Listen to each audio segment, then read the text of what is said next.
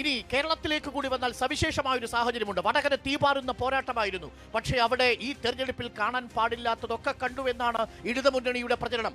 വർഗീയ കാർഡിറക്കി കളിച്ചിരിക്കുന്നുവെന്നാണ് റഹീം എന്ന് പറയുന്ന രാജ്യസഭാ MP പറയുന്നത്. ഷാഫി പറമ്പിൽ എന്ന സ്ഥാനാർത്ഥി ഒരു കൊടും രാഷ്ട്രീയ വിഷമാണെന്നാണ് പ്രതികരണം. ഇവിടെ അങ്ങ് ചോദിച്ച ചോദ്യത്തിന് മറുപടി പറയാം. അതിനു മുമ്പ് ഇന്ത്യ രാജ്യത്ത് എല്ലാ ദേശീയ പ്രതിപക്ഷങ്ങളെയും ജയിലിലടച്ചും ഇല്ലാതാക്കിയും EDA ഉപയോഗിച്ചുമൊക്കെ തകർക്കുവാനും AICയുടെ ഫണ്ട് പൂർണ്ണമായും അത് കണ്ടുകെട്ടുവാനും ഒക്കെ തീരുമാനിച്ച് മുന്നോട്ട് പോയത് ഏത് തരത്തിലുള്ള പേടിയാണ് അദ്ദേഹത്തിനുള്ളത് എന്നുള്ളതാണ്. ഇവിടെ ഇപ്പോൾ TP പറഞ്ഞൊരു കാര്യമുണ്ട്. അത് സത്യത്തിൽ സാധാരണ മുന്തിരിങ്ങ പുളിക്കുമെന്ന് പറയുന്ന അതേ ലാഘവമേ ഉള്ളൂ. കിട്ടാത്ത മുന്തിരി പുളിക്കും. ഞാനൊരു കാര്യം തുറന്നു പറയാൻ ആഗ്രഹിക്കുന്നു. അരുണ് കൂടി ഞാൻ ആ കാര്യത്തിൽ യോജിക്കുകയാണ്. ഇന്ത്യ രാജ്യത്ത് ഇതുപോലെ ജനാധിപത്യത്തെ ഹിംസ ചെയ്ത്, അങ്ങയുടെ ഭാഷയിൽ പറഞ്ഞാൽ ഇത്രയേറെ അനീതി നടത്തിയ ഒരു തെരഞ്ഞെടുപ്പ് ഉണ്ടായിട്ടില്ല.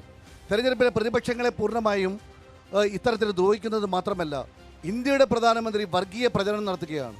ഒന്നിനു പിറകെ ഒന്നായി ഇന്ത്യയിൽ വർഗീയ കലഹമുണ്ടാക്കുവാൻ, വർഗീയ ചേരിതിരിവുണ്ടാക്കുവാൻ ശ്രമിക്കുമ്പോൾ നോക്കുകുത്തിയായി അദ്ദേഹത്തിന് ഏറാൻ പുളിയായി തെരഞ്ഞെടുപ്പ് കമ്മീഷൻ മാറുന്ന ഒരു കാലഘട്ടം ഇതിനു മുമ്പുണ്ടായിട്ടുണ്ടോ? ഇന്ദിരാഗാന്ധിയെ നിലക്ക് നിർത്തിയ ഒരു സംവിധാനം ഇവിടെ ഉണ്ടായിരുന്നില്ലേ? ഇതിനു മുമ്പ് ഇതിനേക്കാൾ വലിയ പ്രധാനമന്ത്രിമാരെ നിലക്ക് നിർത്തിയ സാഹചര്യം ഉണ്ടായിരുന്നില്ലേ? ഞാൻ കേരളത്തിലേക്ക് വരികയാണ്. കേരളത്തിൽ അങ്ങ് പറഞ്ഞത് 100% അങ്ങ് വസ്തുതകൾ ആണ് എന്ന് എനിക്ക് ബോധ്യപ്പെടുന്നില്ല. ഒരു കാര്യം അങ്ങ് പറഞ്ഞത് വടകരയിലല്ല.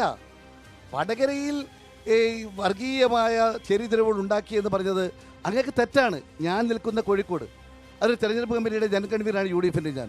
ഇവിടെയാണ് ആദ്യത്തെ വർഗീയ ചേരിതിരിവിനുള്ള സാഹചര്യം ഉണ്ടാക്കിയത്. ഇവിടെ ഒരു സ്ഥാനാർത്ഥി, അദ്ദേഹത്തെ ഞങ്ങളെല്ലാം സഖാവ് എന്നാണ് വിളിക്കാറുള്ളത്. ഞാനും അദ്ദേഹവും ട്രേഡ് യൂണിയനിൽ ഒന്നിച്ച് പ്രവർത്തിക്കുന്ന ആളാണ്. അദ്ദേഹത്തെ ഇന്ന് വരെ അദ്ദേഹത്തെ CPMൻ്റെ CITയുടെ ഒരു നേതാവും വിളിക്കാത്തൊരു വിളിപ്പേര് ഞാൻ ആദ്യമായി കേട്ടു.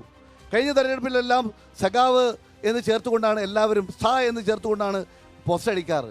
എന്നാൽ പോയി ഖായ്. എങ്ങനെ ഖായത്? അപ്പോൾ എവിടെയാണ് വർഗീയ പ്രചരണം ആരംഭിച്ചത്? ആരാണ്? മതം മനുഷ്യനെ മയക്കുന്ന കറുപ്പാണെന്ന് പറഞ്ഞ കമ്മ്യൂണിസം, മനുഷ്യനെ മയക്കുന്ന ഏറ്റവും വലിയ ആയുധമാണ് ഈ മതവും വർഗീയതയും എന്ന് പറയുന്ന CPM മതത്തെ കൂട്ടുപിടിക്കുന്നു. ജയിക്കാൻ ഒരിക്കലും പറ്റില്ല എന്നിട്ട് ഇപ്പം പറയുന്നു എന്നെ കുത്തിയെ ചവിട്ടിയെ മാന്തിയെ എന്ന് പറഞ്ഞുകൊണ്ട് മുന്നോട്ട് പോകുന്നു. അങ്ങ് അരുൺ മികച്ച പത്രപ്രവർത്തകനാണ്. അദ്ദേഹത്തിന് അറിയാലോ, ഏറ്റവും ആദ്യം വർഗീയ കാർഡ് ഇറക്കിയതാരാ?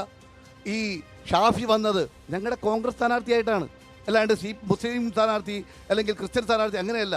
ഷാഫി പക്ഷേ അപ്പോഴും PM നിയസ് നോക്കൂ, ആലപ്പുഴയിൽ KC വേണുഗോപാൽ മത്സരിക്കുമ്പോൾ മുസ്ലിം സമുദായ സന്തുലിതാവസ്ഥ നിലനിർത്താൻ പാലക്കാട് നിന്നും ഷാഫിയെ നിങ്ങൾ വടകരയിലേക്ക് നിർബന്ധിച്ചു കൊണ്ടുവരികയായിരുന്നു. അങ്ങത് തുറന്നു പറയണം, ഈ പൊതുജനത്തിന് അറിയാം. അങ്ങനെയല്ല. ഈ കേരളത്തിലെ എല്ലാ രാഷ്ട്രീയ പാർട്ടികളും സമുദായ സന്തുലനം മുന്നോട്ട് പോകും. എന്തിനേറെ BJP പോലും